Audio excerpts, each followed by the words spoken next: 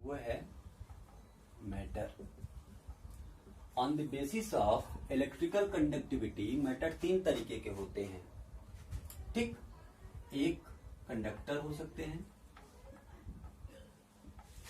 एक इंसुलेटर और एक सेमीकंडक्टर। इंसुलेटर या इसको बैट कंडक्टर भी कहते हैं। कंडक्टर इंसुलेटर क्या है, इसको ध्यान से समझिए, खूब ध्यान से देखिए। हमने अभी शुरुआत जैसे की थी, वहां पे हमने देखा था एक एक्सपेरिमेंट जिसमें हमने क्या किया था, एक प्लास्टिक को लेकर के कांच सिल्क के कपड़े पे रब किया।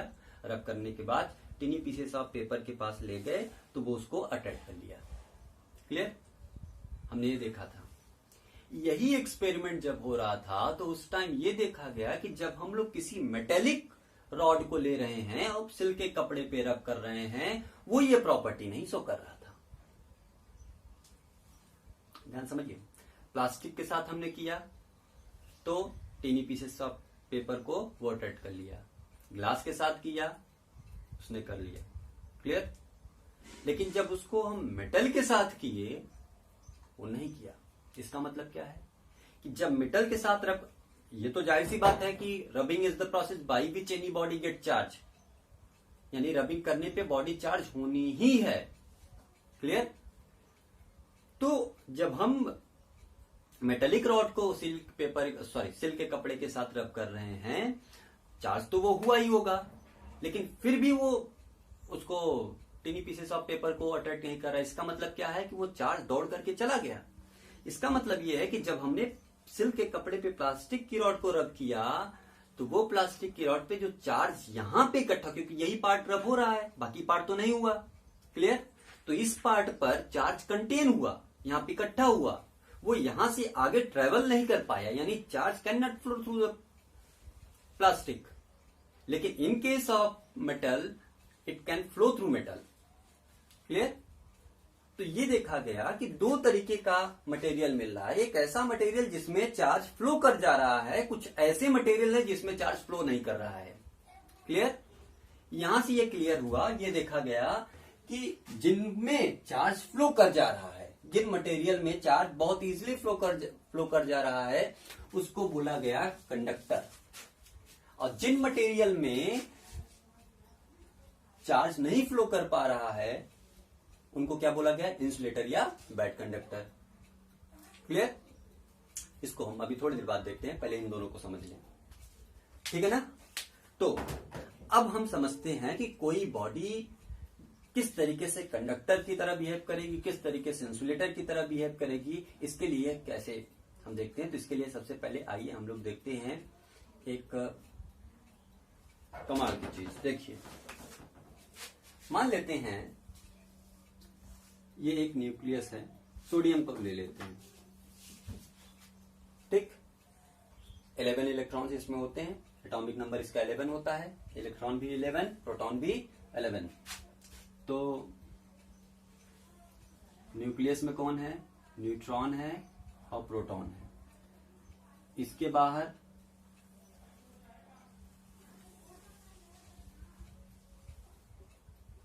ठीक, गोला सही नहीं बना, खैर कोई नहीं, 1 2 2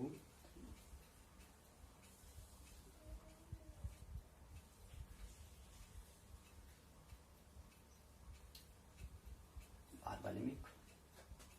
ठीक, ये हमने क्या लिया है, सोडियम। अब एक क्लोरीन ले लेते हैं, क्लोरीन का 17 होता है। ठीक है, न्यूट्रॉन प्रोटॉन सेम सेंटर में, और ये देखिए 1 2, पहले दूसरे में 6, तीसरे में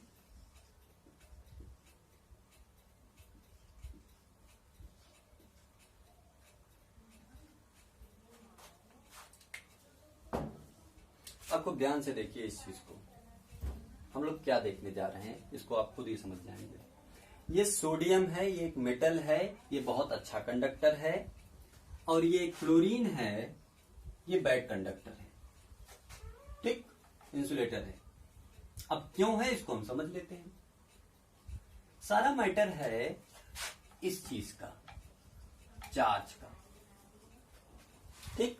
लेकिन अब ये चार्ज है क्या चीज, किसके कारण से ये इंसुलेटर हो जा, ये कंडक्टर हो गया, किस चीज के कारण से ये बैड कंडक्टर हो गया, इसको समझते हैं। इसके पास न्यूक्लियस में 11 प्रोटॉन हैं।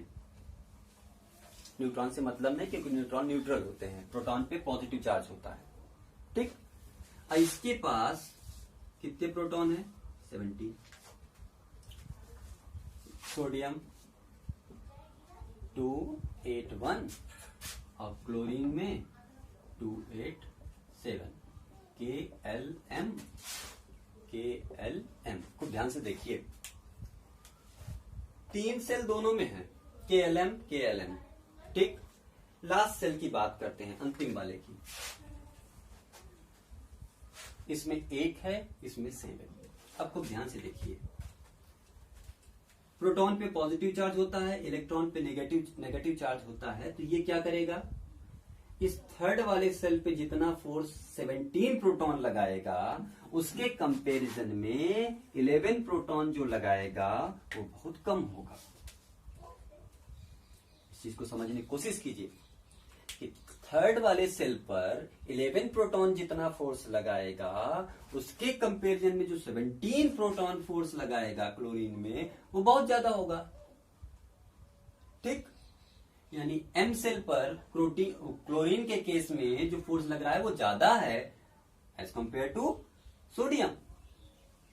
क्लियर? क्योंकि सोडियम में जाहिर सी बात समझिए कि 11 लोग मिलकर के इस थर्ड वाले को खींच रहे हैं अपनी तरफ, यहाँ पे 17 लोग मिलकर के थर्ड वाले को खींच रहे हैं, तो कौन ज्यादा पास में आएगा, कौन ज्यादा मजबूती से बंधा होगा, ये वाला। यानी जो इसके आउटर मोस्ट ऑर्बिट में जो इलेक्ट्रॉन्स हैं वो बहुत ज्यादा मजबूती से बंधे हुए हैं as compared to sodium. In case of sodium 11 proton only attract third shell, but in case of chlorine 17 proton attract third shell. Clear? तो यहां से एक चीज क्लियर हो गया कि थर्ड सेल में जो इलेक्ट्रॉन्स हैं क्लोरीन के केस में बहुत ज्यादा मजबूती से बंधे हुए हैं, लेकिन सोडियम के केस में ये जो इलेक्ट्रॉन है थर्ड सेल में वो बहुत ही कम मजबूती से बंधा हुआ है। इसका मतलब ये वाला इलेक्ट्रॉन जो है वो लगभग फ्री बिहेव करेगा। वो क्या बिहेव करेगा? लगभग फ्री बिहेव करेगा। और इसी फ्री बिहेव करने के कारण इसको हम नाम दे देते हैं फ्री इलेक्ट्रॉन। क्या नाम दे देते हैं? Free electron. इसका मतलब ये है कि जिन भी मटेरियल के पास, जिन भी मैटर के पास, सब्सटेंस के पास फ्री इलेक्ट्रॉन हैं, वो क्या होंगे? कंडक्टर। जिनके पास फ्री इलेक्ट्रॉन नहीं है उनको क्या कहेंगे हम? इंसुलेटर। ये सबसे अच्छा डेफिनेशन है इसका। क्लियर? और जिनके पास बहुत कम है, यानी कंडक्टर से कम, इंसुलेटर से थोड़ा ज्यादा, तो हम कहेंगे वो किस में है? सेमी कंडक्टर में। ये तीनों की अलग अलग डेफिनेशन हो गई, इसी से हम हमेशा पहचानेंगे। ओके, तो ये याद रखिएगा कि कंडक्टर क्या होंगे? जिनके पास फ्री इलेक्ट्रॉन होंगे वो कंडक्टर होंगे, जिनके पास कम इलेक्ट्रॉन, फ्री इलेक्ट्रॉन होंगे या बिल्कुल नहीं होंगे, उनको हम क्या बोलेंगे? इंसुलेटर। जिनके पास इंसुलेटर से ज्यादा और कंडक्टर से कम फ्री इलेक्ट्रॉन होंगे उसको हम क्या बोलेंगे? Semi conductor. ठीक है, तो ये एक इसका कारण है कि ऐसा क्यों होता है कि इसको हम मेटल्स को हम किस में रखे हैं? कंडक्टर के में, और नॉन मेटल्स को हम किस में रखे हैं? इंसुलेटर या बैड कंडक्टर में। ओके, ये याद रखिएगा। तो all metals are good conductor of electricity. याद रखिएगा, सिल्वर की कंडक्टिविटी सबसे ज्यादा होती है। सिल्वर की कंडक्टिविटी भी सबसे ज्यादा होती है, वो सबसे ज्यादा हीट के लिए भी सबसे ज्यादा सेंसिटिव होता है सिल्वर। ठीक, चलिए, ग्रेफाइट एक एक्सेप्शन है, नॉन मेटल है, फिर भी वो बहुत अच्छा कंडक्टर होता है। हाँ, अब आइए इलेक्ट्रिक कंडक्टर की बात, इलेक्ट्रिक करंट की बात करते हैं। देखिए क्या चीज है। ये एक कोई कंडक्टर है, क्या है, कंडक्टर, ठीक। ये क्या है, एक कंडक्टर है, ठीक। आपको ध्यान से समझिए, इस कंडक्टर को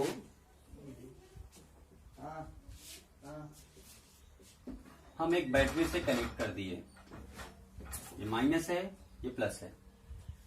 इस कंडक्टर के एक सिरे को हमने प्लस टर्मिनल से जोड़ दिया, दूसरे वाले सिरे को माइनस टर्मिनल से जोड़ दिया, ठीक।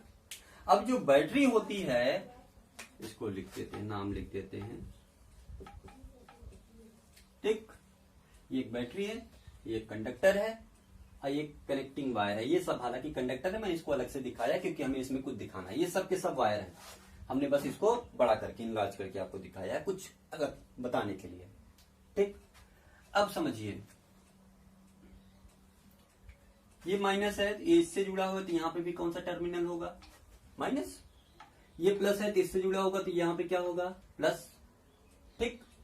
अब ये माइनस टर्मिनल है, ये प्लस। अब बैटरी का काम क्या होता है कि बैटरी चार्ज को स्टोर करता है। बैटरी क्या है, एक ऐसी डिवाइस है जो चार्ज को स्टोर करने की कैपेबिलिटी रखती है, चार्ज को स्टोर कर लेती है। और जब हम इसको सर्किट में कनेक्ट करा देते हैं तो ये पूरी सर्किट को ईएमएफ प्रोवाइड करती है, इलेक्ट्रोमोटिव फोर्स प्रोवाइड करते हैं। इलेक्ट्रोमोटिव फोर्स वो फोर्स होता है जिसकी सहायता से बैटरी चार्ज को पूरे सर्किट में दौड़ाती है, क्लियर। इलेक्ट्रोमोटिव फोर्स वो फोर्स होता है जिसकी सहायता से जो बैटरी है वो चार्ज को इलेक्ट्रिक सर्किट में दौड़ाती है, क्लियर। आपको ध्यान समझिए, यानी इस बैटरी को जैसे ही हमने कनेक्ट किया, ये बैटरी हमें क्या प्रोवाइड कराएगी, ईएमएफ प्रोवाइड कराएगी, जिसके कारण से क्या होगा कि अब इसमें चार्ज दौड़ने की कैपेबिलिटी आ जाएगी, क्लियर। इस सर्किट में अब चार्ज दौड़ने लगेगा। तो ध्यान से समझिए, सपोज ये एक आयरन पीस है, ठीक, रॉड है। इस आयरन के रॉड के पास चार्ज है, फ्री चार्ज है, बिल्कुल है। क्यों है, क्योंकि ये एक कंडक्टर है, मेटल के पास फ्री चार्ज होते हैं, क्लियर। तो अगर ये मेटल है, इसके पास फ्री चार्ज है, लेकिन इसमें करंट नहीं फ्लो कर रहा है, इसमें करंट नहीं फ्लो कर रहा है, करंट फ्लो करने की कुछ कंडीशन है, उसी को हम देखने जा रहे हैं, क्लियर। तो हमने इसी को मान लेते हैं कॉपर का है, इसी कॉपर के कंडक्टर को ले लिया, ये किसका है, कॉपर, Cu। ये कॉपर का एक कंडक्टर हमने ले लिया, इसको वायर के थ्रू हमने बैटरी से कनेक्ट कर दिया। अब देखते हैं क्या होता है। जब हम कनेक्ट कर दिया तो ये देखा गया कि इसमें करंट फ्लो कर रहा है, इसमें क्या फ्लो कर रहा है, करंट, इलेक्ट्रिसिटी फ्लो कर रही है। अब देखिए क्या चीज है, ये माइनस है, प्लस है। अब इसमें चार्ज स्टोर हो रहा है। एक्चुअल में हमने चार्ज देखा, जो चार्ज स्टोर होता है वो है कौन, इलेक्ट्रॉन। इलेक्ट्रॉन पे चार्ज कैसा होता है, नेगेटिव। इसका मतलब इलेक्ट्रॉन नेगेटिव चार्ज है, तो ये नेगेटिव से किस तरफ अट्रैक्ट होगा, पॉजिटिव की तरफ। इसका मतलब अब इस सर्किट में अगर हम बात करें तो जो इलेक्ट्रॉन है वो किस तरफ से चलेगा, इस तरफ से, यानी ये इलेक्ट्रॉन इस तरफ से आएगा, माइनस से प्लस की ओर, याद रखिएगा, ठीक है। ये इलेक्ट्रॉन माइनस से प्लस। अब ये माइनस है तो इस माइनस का कुछ नाम है, इसको बोलते हैं लोअर पोटेंशियल जोन, इसको बोलते हैं हायर पोटेंशियल जोन, ठीक। अब जो इलेक्ट्रॉन है ये लोअर पोटेंशियल जोन से हायर पोटेंशियल जोन की ओर फ्लो करेगा, क्लियर। और जो करंट होगा, जो इसका पॉजिटिव इफेक्ट होता है करंट, वो प्लस से माइनस की ओर, यानी करंट किधर जाएगा, वो प्लस से माइनस की ओर, क्लियर। लेकिन ये करंट फ्लो करेगा कि नहीं करेगा ये इस बात पे डिपेंड करता है कि चार्ज फ्लो कर रहा है कि नहीं। क्लियर? यानी करंट फ्लो करने के लिए जरूरी है फ्लो ऑफ चार्ज। क्लियर? तो हमने माना कि ये कोई क्रॉस सेक्शन एरिया है, यहां से चार्ज बराबर पास कर रहे हैं, जितने ज्यादा चार्ज पास करेंगे उतना ही ज्यादा करंट फ्लो करेगा। तो हमने एक टाइम ले लिया। हमने क्या कहा कि जो करंट है वो क्या बता रही है, वो ये बता रही है कि चार्ज किस रेट से फ्लो कर रहा है। करंट हमको ये बता रही है कि चार्ज किस रेट से फ्लो कर रहा है। जिस बहुत ज्यादा तेजी से चार्ज फ्लो करेगा तो करंट की वैल्यू बहुत ज्यादा, धीरे धीरे चार्ज फ्लो करेगा करंट की वैल्यू कम, चार्ज नहीं फ्लो करेगा करंट की वैल्यू नहीं होगी, जीरो होगी। क्लियर? कि ये जो करंट है ये हमको ये बताता है कि जो किसी सर्किट में जो चार्ज फ्लो कर रहा है उसकी रेट क्या है, किस दर से वो फ्लो कर रहा है, वो बताएगा हमको कौन, करंट। क्लियर? तो करंट को इसीलिए बोला जाता है कि the rate of flow of charge. क्या बोला जाता है? The rate of flow of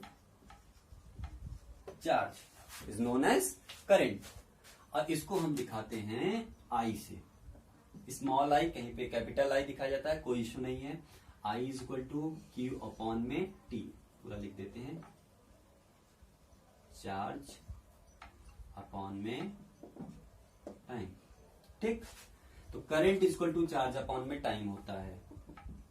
I is equal to Q upon में टी। ठीक? तो the rate of flow of charge is known as current. ठीक? ये हमेशा याद रखेंगे। इसके साथ साथ कुछ पॉइंट और।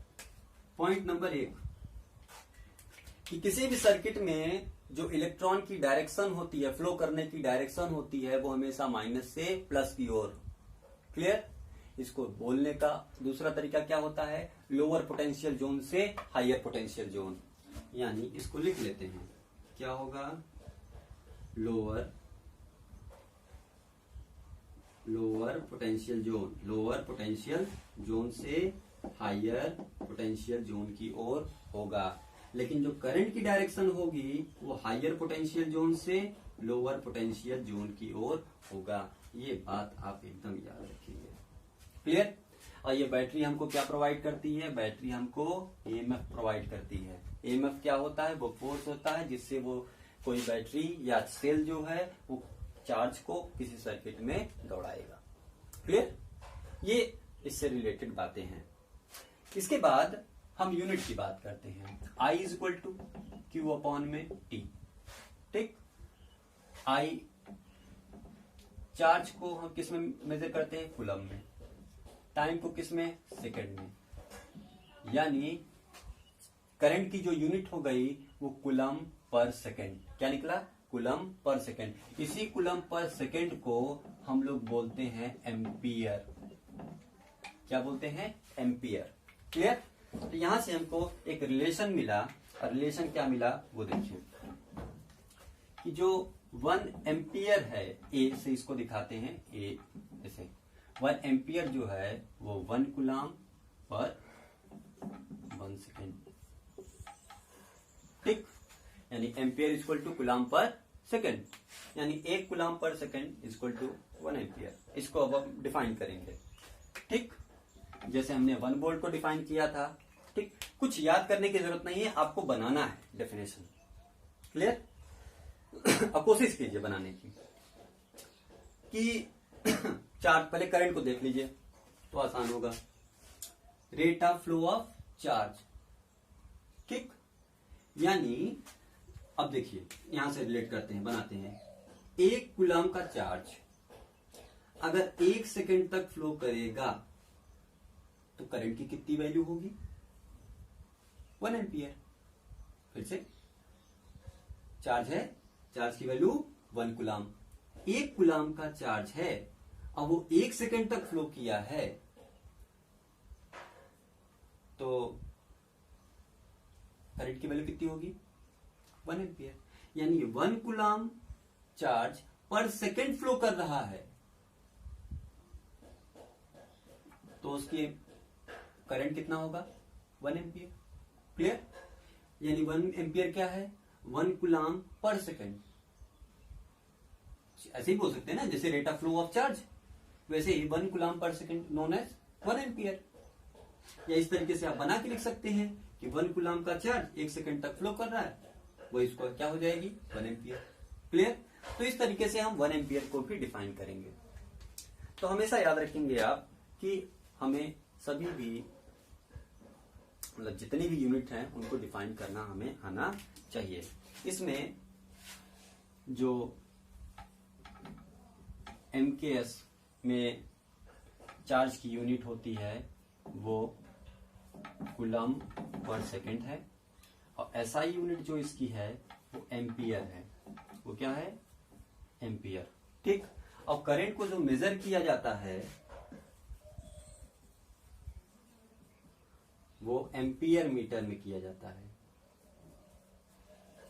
एम्पियर मीटर, इसको एम मीटर भी कहते हैं।